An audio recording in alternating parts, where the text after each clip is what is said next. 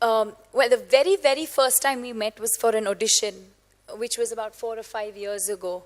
So at that point, for me, everything was a blur, because at that point, I was really just focused on, I want that job. I have to get it. It's huge. And then, of course, when he walked in and everyone started feeling the chemistry, and of course, we felt the chemistry, all of that went out of the window. And then cut to now, for XXX, I remember overnight I had to fly down to Toronto to see DJ.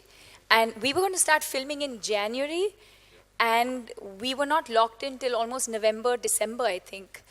And so I suddenly get this call, and I flew down to Toronto to see DJ, who was scouting for locations. I reached in the morning, I had an afternoon lunch meeting with DJ, which, you know, I thought would be very awkward. And I was like, I've never met this person, and what am I going to say? Because I'm an awkward person. And that lunch went on for like almost 2 hours. We just sat there talking, and we spoke about everything, and it just felt so easy and so comfortable. And I was going to take a flight back to India, and I suddenly get a call saying, Vince found out you're in Toronto, and he wants you to fly to LA and see him right away. And so I get on a plane, and I reached LA at night, and I went and saw Vin, and that's when that epic picture he tweeted. And Rajiv Masan was the first one who messaged me saying, what? Is this really happening? And even I didn't know at that point, because I didn't know if I was doing it, not doing it, but he put out this picture, which means, yeah, maybe I am doing it. So I didn't know what to say. So I think overall, yes. So that first meeting I had when I went and met Vin for the first time in his office, and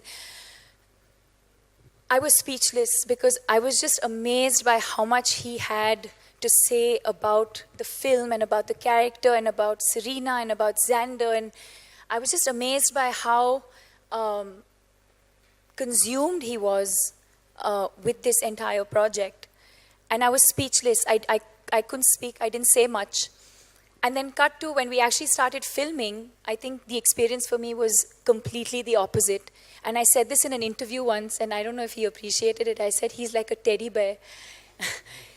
He's just so warm, and he's the kind of person who will always, I know he'll always watch my back, and not just in a professional way, but even personally. I know he's the kind of person I can always call him up, and he'll always be there for me. And it's amazing when you do films like this, you also work with such amazing people, and you make these amazing friends.